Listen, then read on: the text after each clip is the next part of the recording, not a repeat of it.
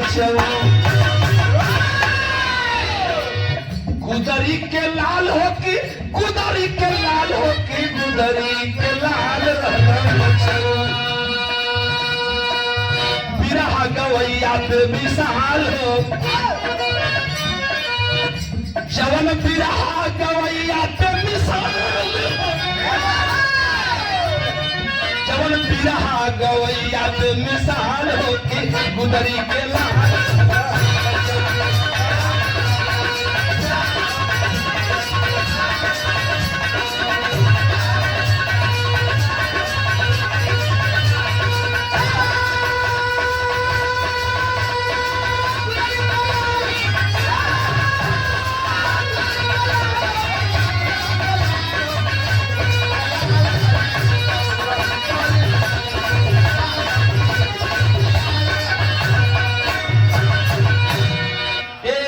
सुनेंगे कुछ बताने की जरूरत नहीं है। इतना यहाँ जितना लोग बैठल हुए सकल पंच गोसाई लोग जानत बाटा का जानत हो हमारे लाइन के तक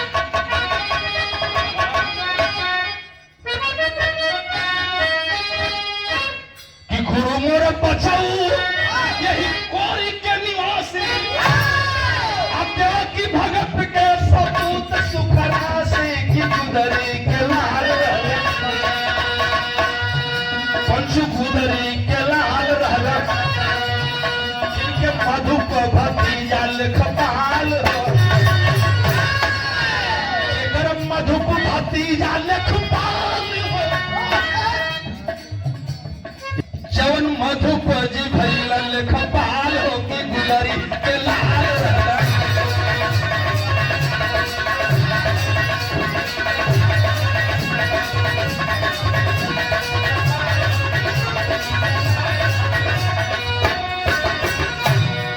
अरे दिल मोहम्मद अखाड़ा हयासी घराना राम सेवक सिंह शिव बदल गाना की गुदरी कलाल वैसे दूरी भी है मोहम्मद अखाड़ा गुरु भाई गाना राम सेवक सिंह शिव बदल गाना की गुदरी आवाज पे मिसाल रहली आवाज पे मिसाल रहली आवाज पे मिसाल हो कि गुदरी का लाल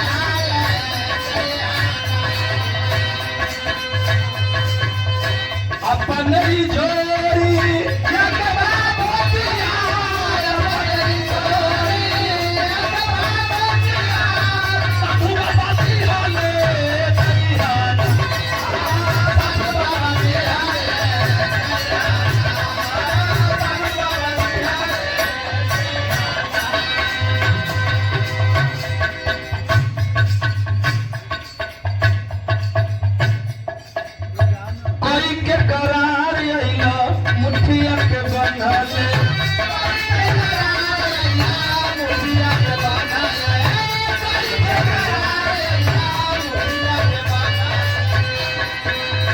हाथों पसार जइबा सुख दुख सहार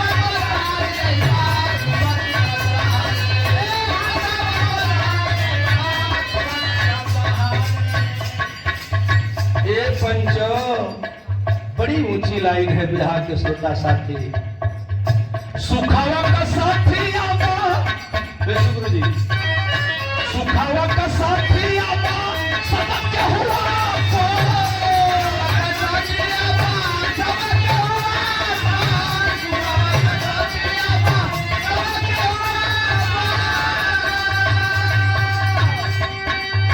सुखावा का साथी आवा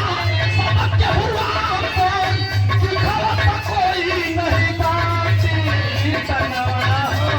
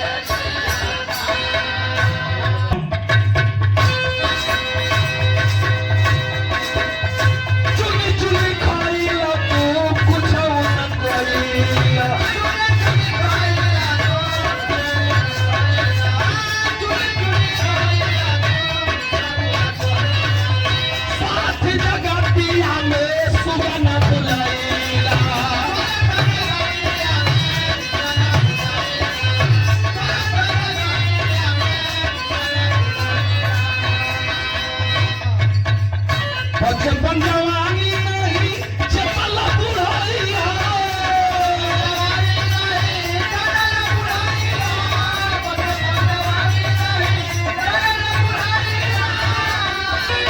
कि के कराई रुअली से भी जल चुना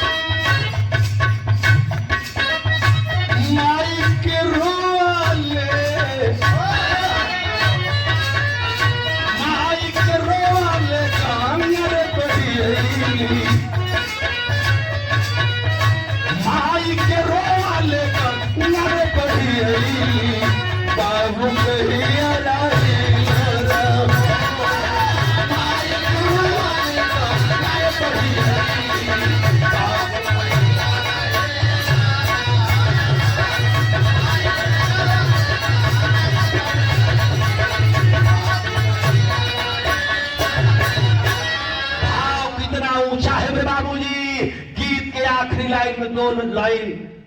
कवि जी सवाल करते हैं, और वो सवाल मैं किसी दूसरे से नहीं करने जा रहा हूं, आपसे कर रहा हूं, लेकिन सवाल मैं करूंगा तो जवाब भी मैं ही दूंगा। पहली लाइन है गुरु जी के श्रद्धांजलि में हमारी आखिरी तजरल है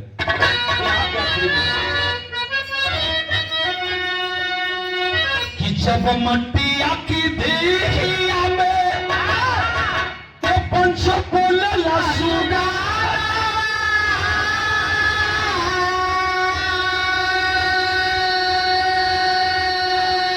लोग कहला कि मट्टी के शरीर है एक दिन माटी में मिल जाएगी, और मट्टी के शरीर में बचौ यादव बसते हैं, मिट्टी की शरीर में मिठाई लाल भारती बसते हैं, माटी की शरीर में डॉक्टर मन्नू गयालाल हरिद्वार बिहुल बसते हैं। तो मेरा एक सवाल है, करेंगे कि मट्टिया की देहिया में बोलेला सुगा,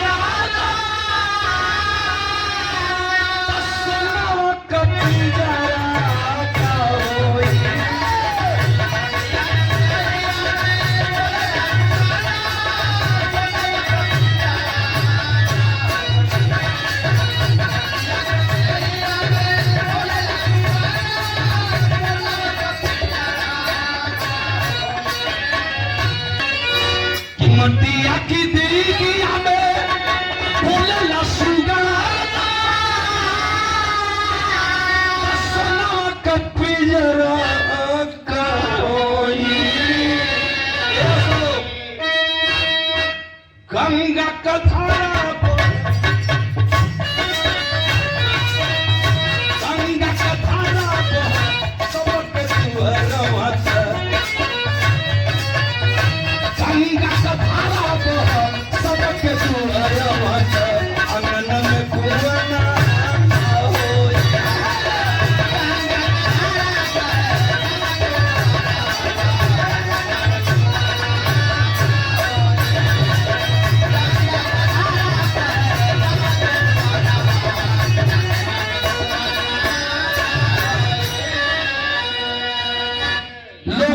कि माया का बाजार है, ये झूठा संसार है, कुछ वजह से लेके नहीं जाए। आइए हम का सब जाना जानता नहीं जा, आज जब हम सब साथी जानते हैं कि सारा चीज छूट जाएगा, कुछ लेके नहीं जाना है, तो फिर भी कौना चीज का घमंड। दूसर की लाइन में दूसरा सवाल कवि जी ने कि सबके हुक्काला कि झूठी बजागा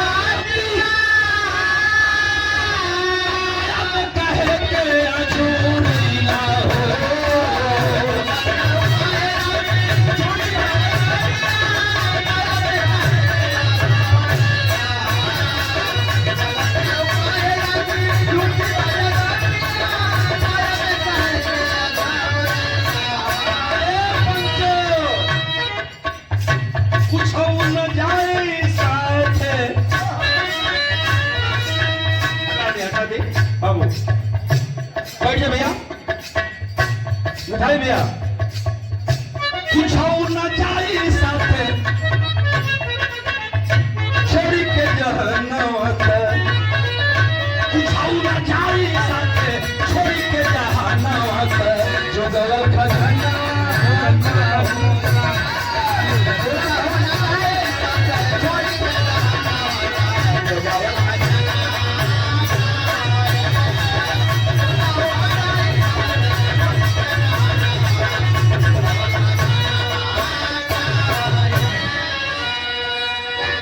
गुरुद्वारा मंदिर मस्जिद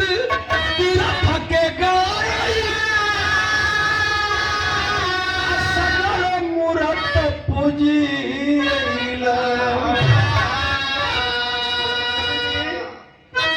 घर ही में माई बात, ये असली मिशन है, यही के समझ ले बात बिरहत्तर जी। घर में माई बाबू चरण न पूजे लता, में माई बाबू चरण न पूजे लता, पथरा पूजन हो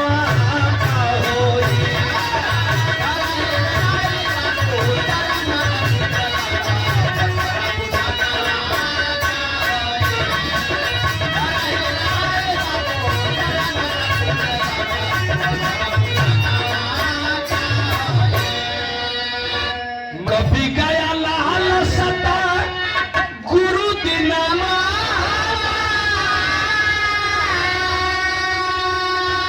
जगल पीरित गई गईला हो